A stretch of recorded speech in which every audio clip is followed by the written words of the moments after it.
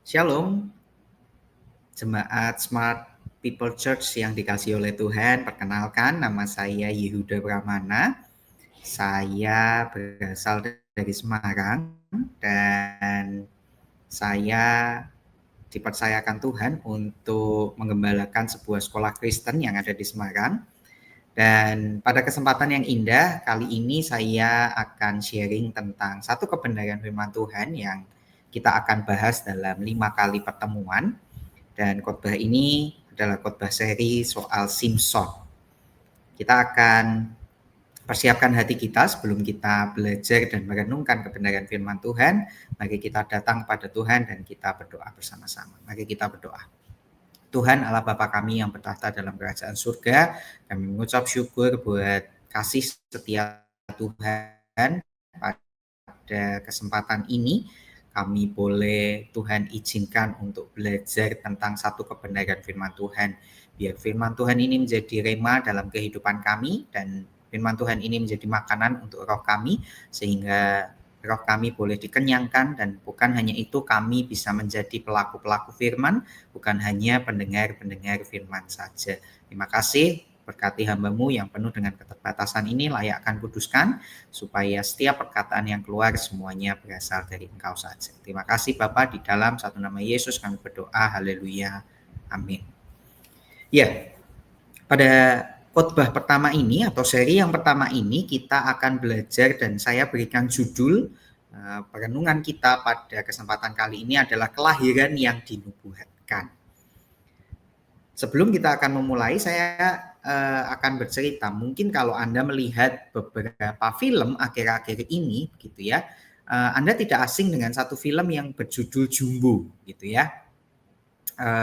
Kalau Anda lihat, Jumbo ini sekarang di Indonesia sudah memasuki, dia sudah menjadi peringkat pertama dalam box office movie begitu ya. Kalau Anda search, Anda lihat di internet begitu ya, dengan jumlah penonton terbanyak di Indonesia karena melampaui pendahulu-pendahulunya. Nah, yang menarik dari film ini, saya tidak akan bercerita tentang filmnya. Anda bisa menonton filmnya di platform-platform atau tempat-tempat di mana Anda bisa menonton. Tapi yang menarik adalah Jumbo ini ternyata dipersiapkan kurang lebih 5 tahun gitu ya. Jadi sebuah proyek yang baik dari karya anak bangsa begitu ya, dan proyek ini disiapkan kurang lebih kalau saya tidak salah ya 5 tahun. Jadi penciptanya menciptakan film ini tidak main-main begitu ya. Maka kalau Anda lihat filmnya, di awal filmnya itu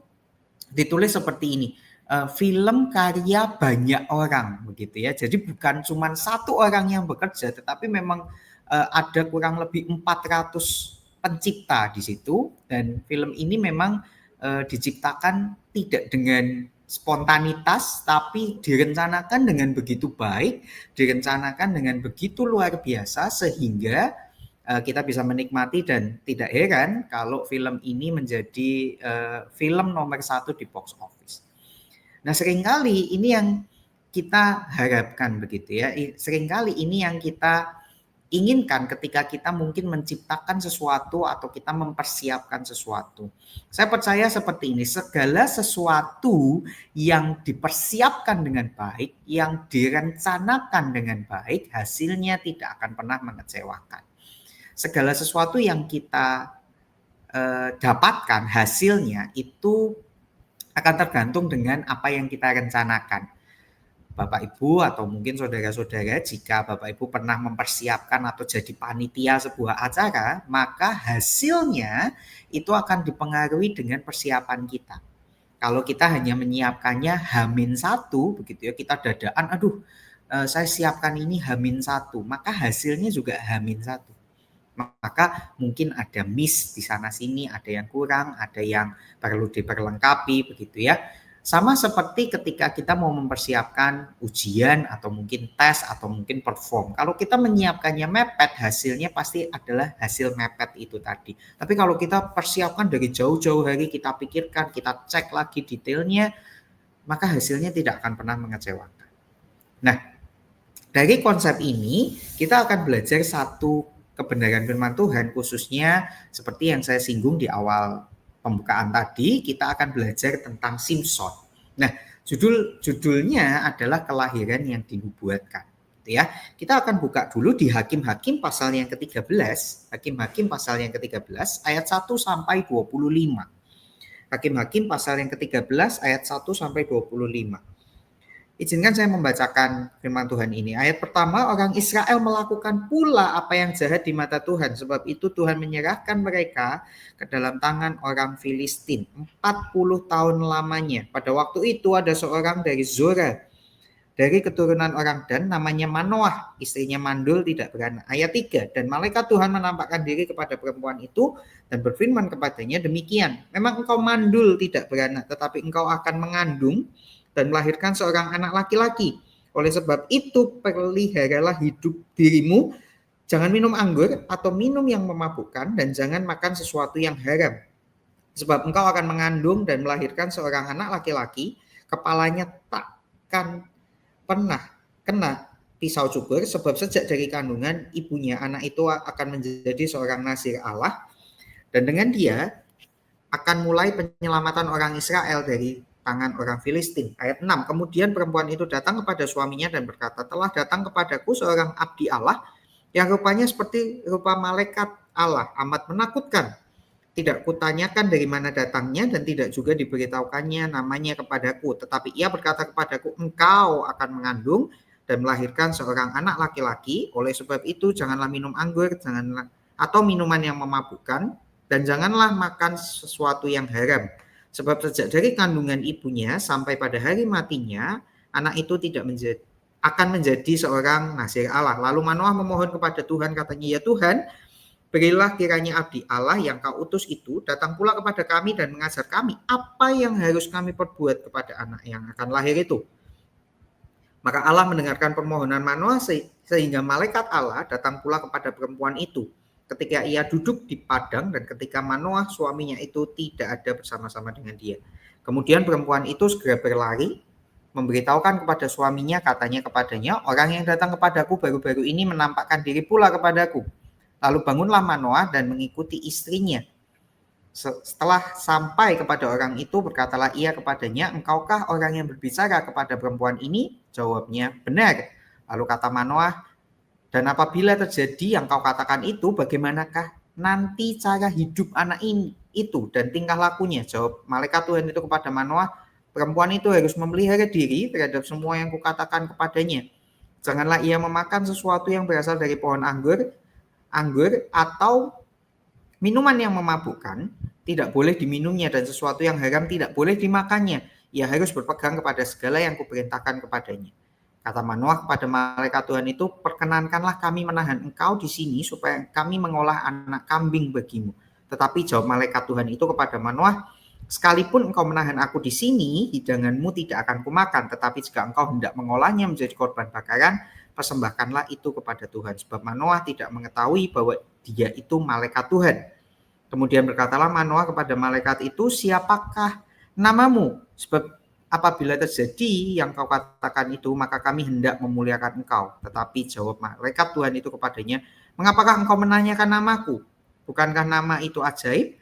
Sesudah itu Manoah mengambil seekor anak kambing dan korban sajian, lalu mempersembahkannya kepada Tuhan di atas batu.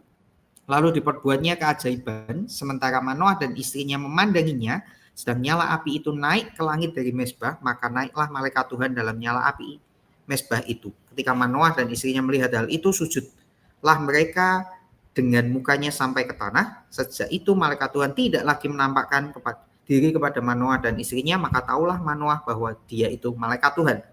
Berkatalah Manoah kepada istrinya, kita pasti mati sebab kita telah melihat Allah. Tetapi jawab istrinya kepadanya, seandainya Tuhan hendak membunuh kita, maka tidaklah ia menerima korban bakaran dan korban sajian dari tangan kita, dan tidaklah ia memperlihatkan semuanya itu kepada kita, dan tidaklah ia memperdengarkan hal-hal yang demikian kepada kita pada waktu sekarang ini. Lalu perempuan itu melahirkan seorang anak laki-laki dan memberi nama Simson kepadanya. Anak itu menjadi besar dan Tuhan memberkati dia. Mulailah hatinya digerakkan oleh roh Tuhan di Mahane dan yang terletak di antara Zola Esitaol. Ini adalah salah satu kisah di mana hakim-hakim yang dicatat di Alkitab. Saudara, kalau Anda mencermati kitab Hakim-Hakim itu adalah kitab yang menggambarkan kebobrokan orang Israel gitu ya. Jadi kalau kita lihat sejarahnya, kalau kita belajar sejarahnya, jadi Israel itu setelah keluar dari Mesir, dia dipimpin oleh seorang pemimpin besar namanya Musa. Dan setelah Musa, ketika masuk ke tanah Kanaan, Israel masih dipimpin oleh satu pemimpin yang besar juga, namanya adalah Yosua. Nah, masalahnya di sini, masalahnya adalah ketika Yosua mati, tidak ada pemimpin yang menggantikan. Nah, kitab Hakim-Hakim ini adalah kondisi di mana Israel itu berdosa dan bobrok. Kenapa? Karena tidak ada pemimpin di sana, maka Tuhan membangkitkan hakim-hakim yang ada di situ. Nah, ini masalahnya. Ketika tidak ada pemimpin yang baik, maka Tuhan membangkitkan hakim-hakim. Nah, masalahnya di situ adalah ketika tidak ada pemimpin, banyak dari mereka itu yang bertindak semau-maunya karena tidak ada pemimpin, tidak ada yang mengingatkan. Nah, kalau kita perhatikan di kitab Hakim-Hakim itu ditulisnya begitu luar biasa. Dan Alkitab itu mencatat hakim dari hakim yang paling benar di kitab Hakim-Hakim itu, hakim yang pertama sampai hakim yang terakhir itu yang paling bobrok. Nah, kita belajar dari satu kisah Simson, hakim yang paling akhir di kitab Hakim-Hakim, dan ini juga sayang. Kita bisa belajar dari Simson di mana dia juga merupakan salah satu hakim yang paling bobrok begitu ya. Nah, kita bahas dulu di kondisi orang Israel. Nah, tadi saya berkata bahwa kondisi orang Israel itu berada dalam kondisi yang bobrok. Dan memang ini bobrok sekali karena mereka itu terus melakukan hal-hal yang jahat begitu ya. Nanti kita akan lihat di pembahasan selanjutnya, kita lihat polanya hakim-hakim itu seperti apa gitu ya. Pola kitab Hakim-Hakim itu seperti apa. Namun kita bisa simpulkan bahwa Israel ketika tidak ada pemimpin, dia selalu melakukan apa yang berdosa, selalu melakukan apa yang melukai hati Tuhan. Nah, ini yang terjadi di kondisi orang Israel. Dan biasanya ketika orang Israel sudah berbuat dosa, orang Israel itu pasti akan dihukum oleh Tuhan. Dan ketika orang Israel dihukum oleh Tuhan, mulailah mereka akan tersiksa dan Tuhan memberikan belas kasihan pada mereka melalui hakim-hakim ini. Nah, kondisi Israel ini sekali lagi, dia sudah melakukan yang jahat dan dia terus melakukan yang jahat. Bukankah pola ini sebetulnya kalau kita renungkan, saudara-saudara, bukankah ini pola yang sama dengan yang kita lakukan? Seberapa sering kita, kalau kita belajar dari kitab Hakim-Hakim ini, sebetulnya itu kan pola di perjanjian lama. Tidak, itu pola yang sangat relevan sampai hari ini. Berapa banyak dari kita yang sudah tahu bahwa Yesus menyelamatkan kita, Yesus menebus hidup kita, Yesus selamatkan kita dari berbagai masalah, tapi toh kita tetap jatuh juga. Kita tetap melakukan apa yang jahat di mata Tuhan. Banyak dari kita yang mungkin sudah Kristen begitu ya, sudah ikut Tuhan, sudah percaya, tapi kita tidak lepas dari pola ini juga. Ternyata kita juga masih kadang melakukan apa yang berdosa, apa yang bobrok, bahkan mungkin kita mencobai Tuhan gitu ya. Nah, ini sesuatu yang harus kita perhatikan. Nah, kalau kita cek begitu ya, kalau kita lihat dulu, kita harus cek dulu apa sih definisi dari dosa itu.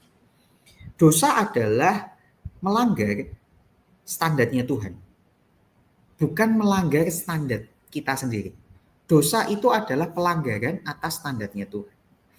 Kenapa ini penting? Karena kita harus mengerti bahwa ketika kita berdosa itu bukan melawan diri kita sendiri. Kenapa? Karena hari-hari ini banyak prinsip dari dunia itu seperti ini. Kalau Anda tidak asing dengan satu tokoh di Amerika namanya Oprah begitu ya. Oprah itu punya satu talk show yang dulu cukup booming gitu ya. Oprah pernah ngomong seperti ini, live your truth gitu ya. Hidupilah kebenaranmu. Dan hari-hari ini dunia sedang mencampur adukan seperti itu. Dunia senang sekali tidak punya satu kebenaran yang baik, tapi semua orang boleh hidup dengan standarnya masing-masing. Saudara-saudara atau Bapak Ibu, kalau Anda melihat di media sosial, Kita lihat begitu ya, banyak sekali kasus-kasus berita-berita yang muncul di media sosial. Dan yang menarik adalah bukan kasusnya sebetulnya, yang menarik biasanya adalah kolom komentarnya. Kenapa? Karena kasus apapun gitu ya, selalu ada pro dan ada yang kontra. Saya pernah lihat ada misalnya begitu ya, ada satu kasus selingkuh begitu. Sudah jelas nih, selingkuh, suaminya selingkuh begitu ya. Wah, rame itu di kolom komentar. Tapi tetap aja ada komentar yang seperti ini. Nah, jangan cuma salahkan suaminya, coba cek apakah istrinya juga salah. Karena tidak ada lelaki yang mau selingkuh kalau rumah tangganya atau istrinya baik-baik saja. Wah, ini ngaco sekali, betul ya. Itulah yang terjadi di dunia ini. Sudah jelas salah, tetapi masih ada yang bela. Istilahnya enggak tahu tuh, apakah itu ngeles atau itu menghindari. Tetapi ini yang terjadi dalam kehidupan kita hari-hari ini. Kalau kita hidup di dunia ini, itu kita itu pengennya standar yang kita buat sendiri. Kita nggak sadar bahwa kita itu sebetulnya punya satu standar yang besar. Kita seringkali tidak menginginkan standar kebenaran. Kita tahu ada standar kebenaran, tapi kita nggak mau. Sama seperti kasus-kasus tadi, kita tahu yang betul dan yang salah itu seperti apa, begitu ya. Tapi seringkali dalam kehidupan kita itu menolak untuk itu, karena kita ingin hidup semau-maunya. Kita ingin hidup menurut keinginan kita sendiri. Kalau kita hidup di dunia ini, banyak orang yang menghidupi keinginannya sendiri. Bukankah ini sama seperti kondisi bangsa Israel waktu itu, gitu ya? Jadi di tengah kebobrokan itu banyak orang pengen hidup dengan keinginannya sendiri. Banyak orang ingin hidup sesuai dengan keinginannya sendiri. Bapak Ibu mungkin atau saudara-saudara pernah punya rekan atau teman yang ngakunya mungkin sebagai orang percaya atau mungkin beragama tertentu, tetapi masih melakukan larangan-larangannya begitu. Itu mungkin juga ada begitu ya, atau mungkin Bapak Ibu pernah bertemu dengan orang-orang yang saya mengaku saya tidak punya agama. Kenapa? Karena saya agamanya Pancasila. Menurut saya semua agama itu salah begitu ya. Menurut saya semua agama itu munafik, oknumnya tidak ada yang betul dan lain sebagainya. Jadi dia menghidupi kehidupannya sendiri, menghidupi standarnya sendiri, dan ini yang seringnya terjadi. Nah, sekali lagi Bapak Ibu, seringkali kita tidak menginginkan kehidupan dalam standar kebenaran. Kita ingin hidup semau-maunya. Nah, padahal kita itu butuh standar kebenaran. Nggak percaya, mari kita cek. Kalau saya tanya, pertanyaan simpel, 1 tambah 1 berapa? Beberapa dari kita pasti akan menjawab 2, sudah jelas itu. Jelas, 1 tambah 1 itu 2. Tetapi kalau misalnya ada anak yang menjawab 1 tambah 1 berapa? Oh, 11. Bahkan ada yang ngaco, 1 tambah 1 3. Karena saya ditambah nanti istri atau pasangan saya pasti menghasilkan anak 3 gitu ya. Oh, semua tepuk tangan. Wah, hebat. 1 tambah 1 11. Wah, iya hebat. Enggak mungkin. Gitu ya. Kalau untuk jokes, untuk fun, acara yang menarik itu enggak masalah begitu ya. Tetapi kalau ini untuk standar kebenaran, ini adalah salah satu yang konyol atau sesuatu yang aneh begitu ya. Tidak mungkin kita membetulkan sesuatu yang tidak benar. Nah, sama seperti kehidupan kita ini. Kita itu butuh standar yang lebih tinggi, dan Alkitab atau firman Tuhan itu membuat standar hidup kita itu lebih tinggi. Karena kita butuh itu. Patokannya adalah firman Tuhan. Jadi tidak mungkin kita menghidupi live your truth sama seperti Oprah yang berkata live your truth. Kita nggak bisa hanya menghidupi kebenaran kita sendiri. Kita butuh kebenaran yang lebih tinggi. Dan dosa, sekali lagi, itu adalah melanggar standar kebenarannya Tuhan. Standar Tuhan, bukan standar kita sendiri.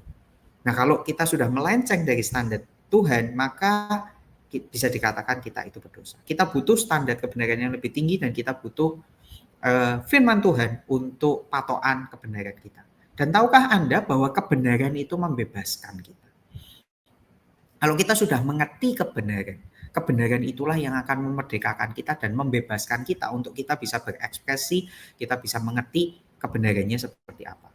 Contoh, kalau Bapak, Ibu, atau saudara-saudara pergi ke sebuah tempat mall atau tempat wisata, Bapak Ibu harus mengendarai mobil atau motor begitu ya. Kemudian Bapak Ibu berjalan ke pintu masuk, biasanya kalau ke mall atau ke tempat wisata begitu ya, tempatnya itu antara parkiran dan tempat masuknya itu cukup jauh jaraknya. Nah, Bapak Ibu kalau Bapak Ibu misalnya berada di tempat itu, kemudian pertanyaan yang sering keluar ketika kita mulai masuk ke pintu gerbangnya adalah seperti, kendaraannya tadi sudah dikunci belum ya? Nah, seringkali Bapak Ibu, satu pertanyaan itu atau satu kalimat itu, itulah kalimat yang biasanya membuat kita panik. Sudah belum ya? Kalau belum, kita pasti akan panik gimana caranya kita akan balik ke sana, kita pastikan ini terkunci atau tidak begitu. Tapi kalau kita sudah mengerti benar kebenarannya, oh saya sudah kunci ini, saya pasti sudah klik, saya sudah pencet kuncinya, saya sudah putar kuncinya, maka kebenaran itu yang akan membebaskan kita. Betul? Nah, seringkali kita harus belajar dari situ. Seringkali kalau kita tidak mengerti kebenaran, maka hal yang lain, pertanyaan-pertanyaan asing itu akan membuat kita tidak bebas. Kita akan selalu terpikir, ini yang betul yang mana ya?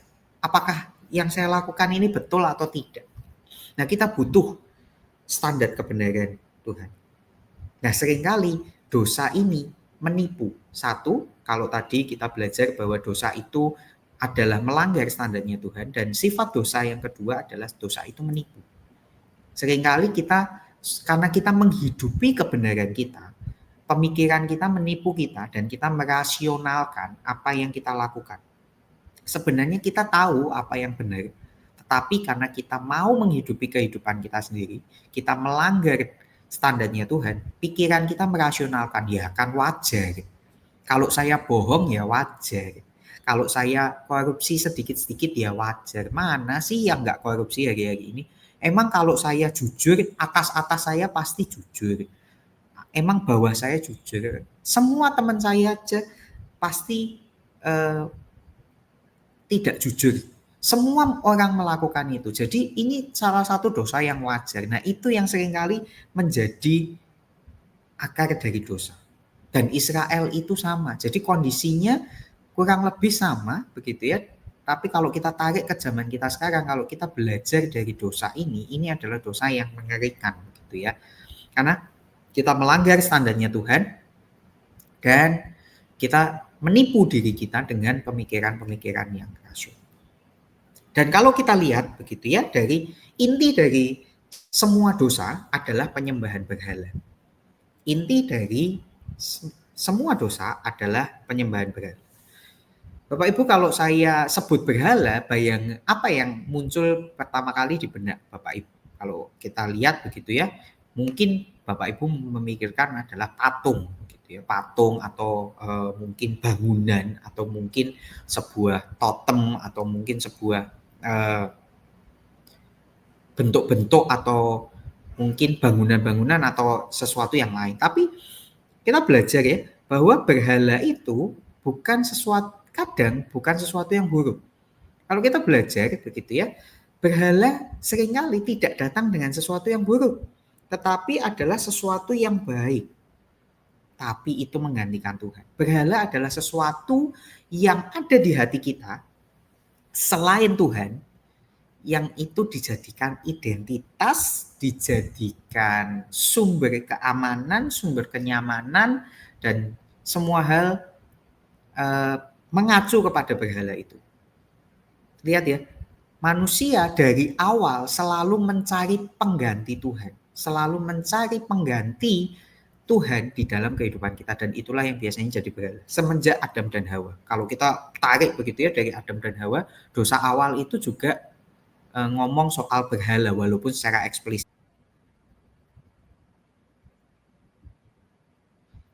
Ya, Bapak Ibu dan saudara-saudara, kalau kita lihat begitu ya, inti dari penyembahan berhala, inti dari dosa adalah penyembahan berhala. Dan kalau kita lihat begitu ya, biasanya berhala-berhala kalau kita cek itu bukan sesuatu yang bentuknya patung atau bangunan atau bentuk-bentuk lain gitu ya. Kadang berhala itu sesuatu yang wujudnya tidak selalu buruk, tetapi kadang berwujud sesuatu yang baik, tetapi itu menggantikan Tuhan. Kalau kita cek begitu ya, dari awal kitab Kejadian, Kitab Kejadian adalah kitab yang menunjukkan kejatuhan manusia pertama kali. Jadi ketika Adam dan Hawa jatuh ke dalam dosa pertama kali, maka Tuhan mendatangi mereka dan Tuhan bertanya kepada mereka, kenapa kalian bersembunyi? Gitu ya, karena kami malu, kami telanjang. Siapa yang bilang bahwa kamu telanjang? Lalu mereka mulai mengaku bahwa mereka makan buah pengetahuan baik dan jahat. Dan menariknya adalah ketika mereka mulai tahu mereka telanjang, mereka berusaha menutupi tubuh mereka, ketelanjangan mereka dengan daun pohon ara. Kalau kita belajar, daun pohon ara itu adalah daun yang membuat kulit kita gatal-gatal gitu ya. Dan itu bukan sesuatu yang baik untuk menutupi kita. Tapi itulah sifat manusia. Manusia selalu menutupi segala sesuatu, menutupi tubuhnya dengan sesuatu yang bukan Tuhan. Padahal sebelum ini manusia hidup di Taman Eden. Semua ketelanjangan manusia ditutupi oleh kemuliaan Tuhan.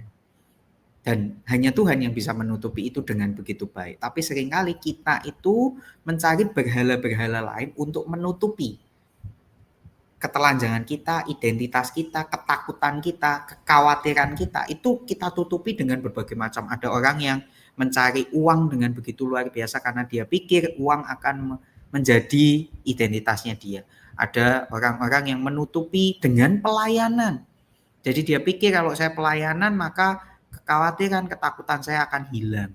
Ada orang-orang yang menutupi dengan jabatan, ada orang-orang yang menutupi dengan cinta, pasangan, romantisme dan lain sebagainya. Dan inilah yang menjadi berhala-berhala dalam kehidupan kita. Seringkali berhala ini sekali lagi ya tidak datang dengan wujud yang buruk, tetapi justru wujud yang baik, tapi masalahnya itu menggantikan Tuhan. Dan inilah kondisi orang Israel. Orang Israel penuh dengan keberdosaan dan kebobrokan. Mereka langgar standarnya Tuhan. Mereka hidup dengan pemikiran mereka sendiri. Mereka menyembah berhala, menyembah allah-allah lain. Inilah kondisi orang Israel. Dan mari kita lihat pola hakim-hakim ya. Pola hakim-hakim. Kalau kita lihat polanya hakim-hakim adalah orang Israel itu berdosa, kemudian mereka berseru kepada Tuhan, lalu Tuhan menyelamatkan melalui pola hakim-hakim, Israelnya terbebas, kemudian masa tenang. Nah ini polanya ketika masanya sudah tenang, mereka berbuat dosa lagi, bobrok lagi, makanya tadi di awal saya bahas bukankah ini seperti kehidupan kita. Kita mungkin berdosa, kita salah, kita minta ampun pada Tuhan, lalu Tuhan mungkin selamatkan kita, Tuhan berikan mukjizatnya, kita terbebas, hidupnya enak, damai, kita jatuh lagi. Nah menariknya adalah di kitab Simson ini ada satu pola yang hilang. Bapak Ibu dan saudara-saudara. Pola apa itu? Orang Israel tidak berseru-seru kepada Tuhan. Orang Israel ini tidak berseru-seru kepada Tuhan. Jadi orang Israel berdosa, Tuhan menyelamatkan melalui hakim-hakim, Israelnya terbebas, kemudian Israel masuk ke dalam masa tenang. Gitu ya. Ada satu pola yang hilang dari sini. Jadi pola yang hilang adalah di mana orang Israel ini berseru-seru, tidak berseru-seru kepada Tuhan. Jadi ketika mereka jatuh ke dalam dosa, mereka tidak minta tolong pada Tuhan. Kalau Bapak Ibu dan saudara-saudara baca dari kitab Hakim-Hakim yang awal begitu ya, pola yang lain, hakim-hakim yang lain, sebelum Tuhan kirimkan hakim, orang Israel pasti menangis, berseru kepada Tuhan, minta tolong, minta ampun begitu ya, baru Tuhan kirimkan hakim. Tapi khusus di Simson ini tidak. Jadi orang Israel tidak berseru-seru, tetapi Tuhan kirimkan. Nah, menariknya adalah ketika orang Israel tidak berseru kepada Tuhan, justru Tuhan mengintervensi. Jadi kita lihat ya, walaupun kondisinya bobrok dan Israel tidak minta tolong, tetapi Tuhan berikan intervensi. Nah, ini adalah sesuatu yang menarik gitu ya. Jadi ketika orang Israelnya tidak meminta tolong, harusnya kalau kita menjadi Tuhan begitu ya, kalau seandainya kita jadi Tuhan, jangankan kita jadi Tuhan, kalau ada orang lain, teman kita tahu teman kita itu susah, teman kita itu menghadapi pergumulan atau masalah, dan dia tidak minta tolong pada kita. Apakah kita menolong? Mungkin kita tidak gitu ya. Ya sudah, orangnya juga tidak minta tolong, nanti saya salah gitu. Tapi menariknya Tuhan itu melakukan hal yang lain. Tuhan melakukan intervensi bahkan ketika tidak setia, Israel tidak setia, Tuhan masih memberikan kasih karunia-Nya. Melalui apa? Melalui kelahiran Simson. Bapak, Ibu, dan Saudara, Tuhan itu tetap memberikan kasih karunia walaupun umatnya itu kadang tidak setia. Karena Tuhan tahu bahwa kita adalah manusia berdosa, kita manusia yang lemah, kita mungkin tidak setia, tetapi firman Tuhan katakan meskipun kita tidak setia, tetapi Allah itu setia. Terbukti ketika orang Israel berdosa, mereka tidak berseru pada Tuhan, tetapi Tuhan kirimkan satu hakim juga kepada Israel. Bapak, Ibu, dan saudara-saudara, Simson adalah lambang dari kasih karunia Tuhan kepada umatnya. Kelahiran Simson ini adalah kelahiran yang luar biasa gitu ya, kelahiran yang sudah dinubuatkan. Tuhan mengirim satu hakim, walaupun Israel tidak berseru, tetapi Tuhan kirimkan satu hakim yang luar biasa. Dan sama seperti film Jumbo tadi begitu ya, Simson ini adalah hakim yang dinubuatkan. Kalau kita lihat sebelumnya begitu ya, ketika justru orang Israel itu berseru-seru, Tuhan kirimkan hakim. Tetapi yang menarik dari kitab Simson ini, kelahiran Simson itu adalah kelahiran yang dinubuatkan. Simson adalah lambang dari kasih karunia Tuhan kepada umatnya. Dan bukan hanya itu, kelahirannya ini dinubuatkan dengan luar biasa. Bapak, Ibu, dan saudara, tidak banyak orang yang lahirnya dinubuatkan yang ditulis di Alkitab. Salah satunya adalah Simson. Kita tahu bahwa ketika Simson ini mau dilahirkan begitu ya, Manoah didatangi oleh malaikat Tuhan. Ini adalah peristiwa teofani yang tidak terduga. Di tengah-tengah kebobrokan orang Israel, justru Tuhan datang di sini. Bapak, Ibu, kalau Bapak, Ibu ada fakta menarik ketika Bapak Ibu membaca firman Tuhan. Kalau Bapak Ibu membaca kitab Hakim-Hakim atau Perjanjian Lama dan Bapak Ibu menemukan kata malaikat Tuhan tapi M-nya besar, itu adalah penampakan Kristus, Bapak Ibu. Kan ada yang ditulis malaikat tapi M-nya kecil, kemudian ada yang M-nya besar. Nah, para ahli menafsirkan bahwa kalau M-nya besar itu adalah penampakan Yesus, Bapak Ibu. Jadi yang malaikat Tuhan yang datang di situ adalah Yesus. Jadi bukan malaikat sekedar malaikat, tetapi teofani, Allah yang menemui begitu ya. Dan luar biasanya adalah Simson ini dinubuatkan dengan begitu luar biasa. Dia sudah dinubuatkan dia tidak boleh minum anggur, dia tidak boleh kena pisau cukur, dan dia tidak boleh pegang mayat. Ini adalah syaratnya Nazir Allah. Bukankah ini adalah inti dari semua kekristenan, Bapak Ibu? Kekristenan adalah soal kasih karunia Allah dalam setiap aspek kehidupan kita. Bapak, Ibu, ketika kita percaya kepada Kristus dan kita mengaku bahwa Dia adalah Tuhan dan Juru Selamat, it's all about grace. It's all about our Lord grace. Semuanya soal kasih karunia. Kita hidup di dunia ini adalah karena kasih karunia. Kita selamat dari dosa-dosa kita, itu semua karena kasih karunia. Dan Bapak Ibu, luar biasanya Tuhan, karena Tuhan masih memberikan kasih karunia walaupun di tengah-tengah kebobrokan dan kekacauan kehidupan umatnya. Inilah yang seringkali terjadi dalam kehidupan kita. Kita mungkin berpikir bahwa Tuhan sudah tidak bekerja lagi, mungkin Tuhan sudah tidak ada lagi, tapi melalui kisah Simson, kelahiran yang dinubuatkan ini,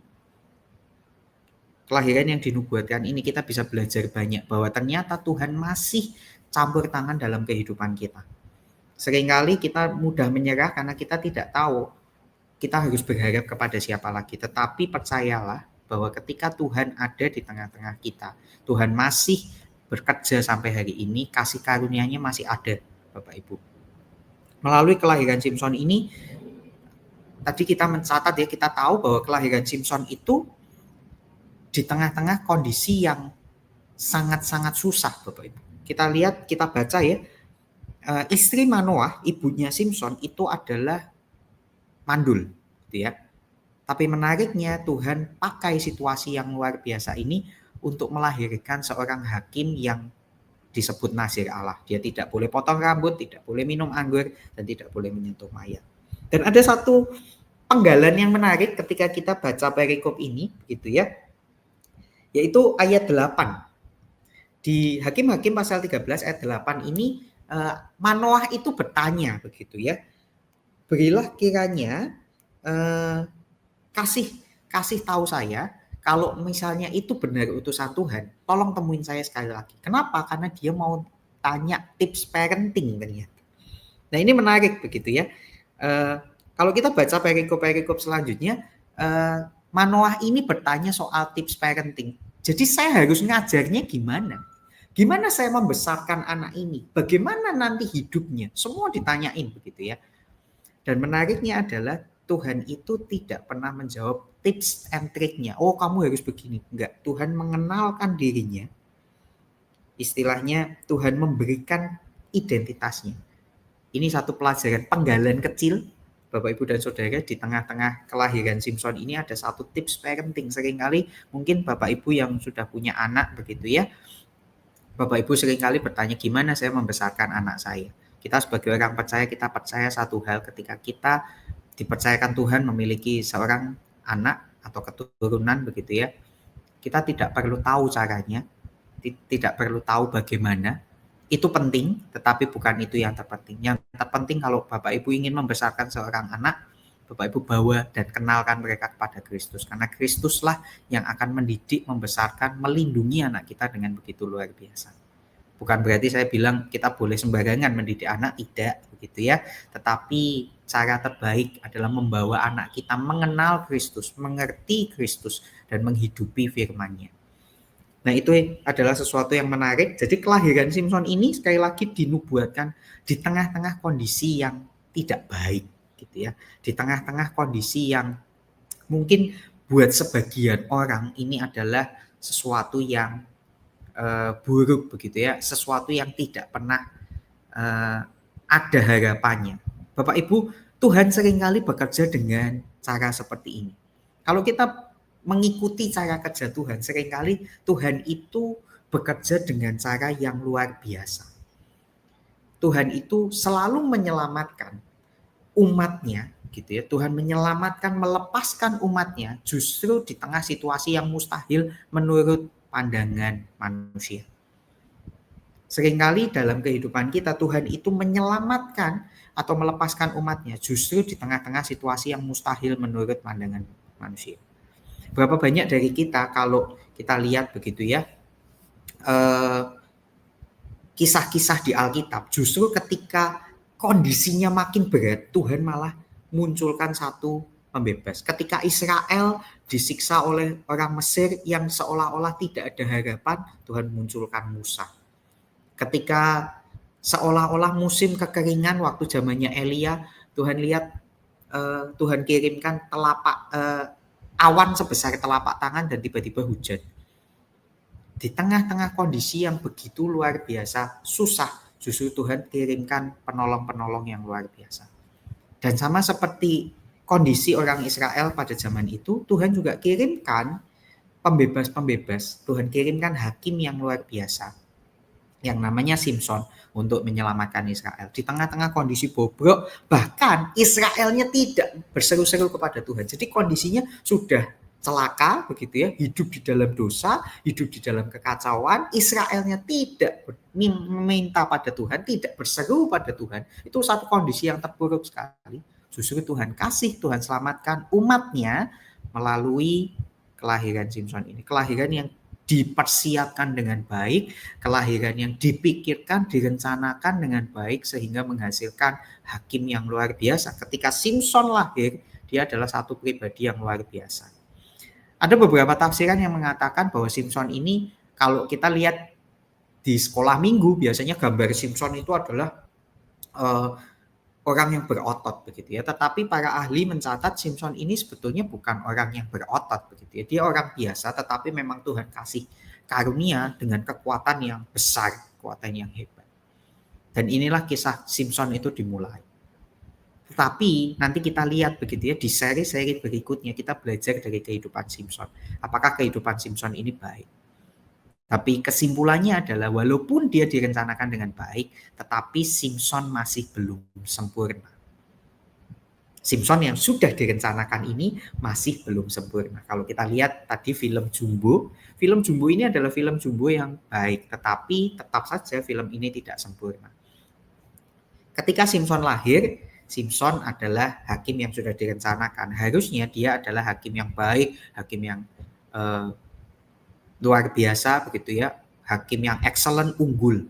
Tetapi kita lihat Simpson ini adalah satu pribadi atau hakim yang ternyata nantinya tidak sempurna. Dan menariknya, tadi saya katakan tidak semua tokoh di Alkitab kehidupannya itu kelahirannya direncanakan.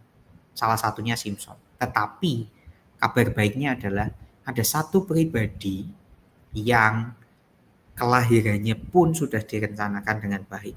Dan dia adalah orang yang sosok atau pribadi yang sempurna. Kalau kita bandingkan dua tokoh ini, Simpson sudah dilahirkan dengan baik tetapi dia masih belum sempurna.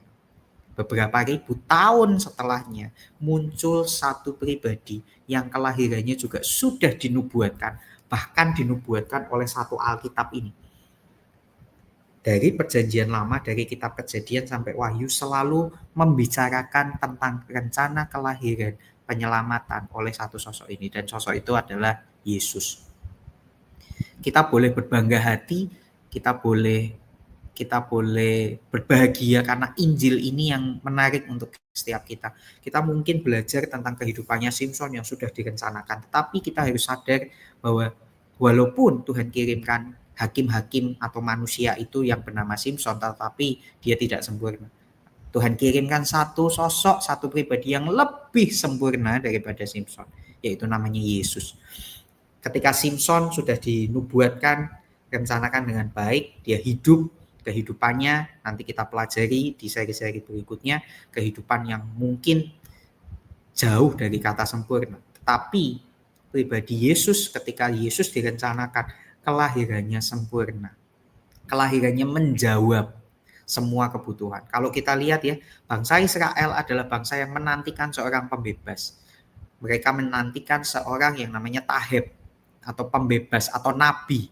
Mereka menginginkan seperti Musa zaman dahulu. Mereka menginginkan pembebas karena mereka berada di bawah pemerintahan. Mereka ingin bebas, tetapi mereka tidak pernah mendapatkannya.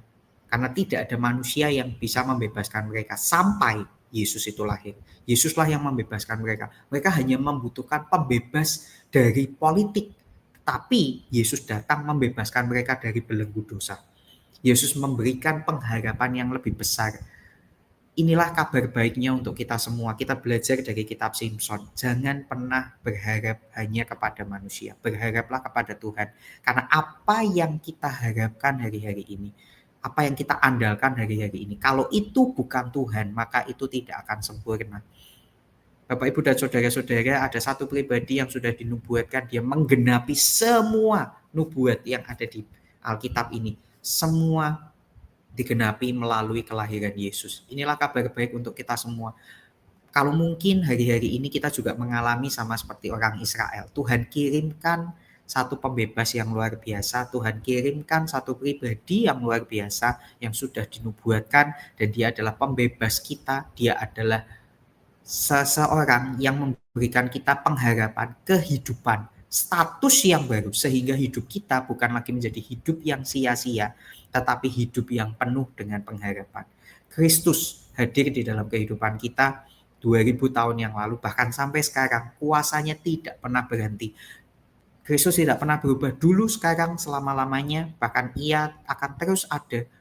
Bukan hanya dalam masa kehidupan kita, bahkan setelah kita nanti kembali, kita meninggalkan tubuh kita, meninggalkan dunia yang fana ini, kita bisa kembali kepada Tuhan. Dan Kristus akan menyambut kita, memberikan satu kehidupan yang kekal. Karena untuk itulah Kristus datang di dunia ini. Untuk itulah kita ada di dunia ini, kita sudah diselamatkan karena kasih karunia Tuhan. Dan Tuhan mau kita hidup benar di dalamnya. Kita hidup memuliakan Tuhan. Karena itulah tujuan kehidupan orang Kristen hari-hari ini. Kita diselamatkan untuk perbuatan baik, dan kita diselamatkan untuk memuliakan Tuhan dan menikmati Tuhan selama-lamanya. Biar kiranya firman Tuhan ini boleh menjadi dasar, menjadi pembuka dalam kehidupan kita, dan kita boleh belajar dari kisah kehidupan Simson pada hari ini, pada seri yang pertama ini, dan kita akan terus melanjutkan seri ini sampai nanti seri yang kelima. Kita boleh sama-sama belajar akan firman Tuhan, dan biar firman Tuhan ini menjadi pelita dalam kehidupan kita. Mari kita berdoa bersama-sama. Kita tutup perkenaan kita pada kesempatan ini. Tuhan, kami bersyukur buat siang hari ini. Kami berterima kasih untuk kebaikan Tuhan, rahmat Tuhan pada siang hari ini. Kalau Tuhan boleh memberkati setiap kami, melindungi setiap kami, dan kami boleh belajar tentang kelahiran Simson, satu kisah yang menarik untuk kami pelajari. Tapi bukan hanya itu, kami boleh belajar nilai-nilai kehidupan, dan terlebih daripada itu, kami boleh belajar tentang kisah kasih Tuhan di dalam kehidupan Simson, dan kami boleh belajar tentang kehidupan Kristus supaya kami hidup dalam pengharapan Kristus. Kalau mungkin di tengah-tengah kami ada yang sedang berbeban berat, membutuhkan pertolongan, sedang mengalami pergumulan, kiranya Tuhan menyentuh setiap hati kami. Sama seperti Tuhan menyelamatkan orang Israel, Tuhan terus menyelamatkan setiap kami, Tuhan terus memberkati setiap kami. Kami serahkan kehidupan kami pribadi lepas pribadi, hanya di dalam satu nama Yesus kami berdoa dan mengucap syukur. Haleluya. Amin.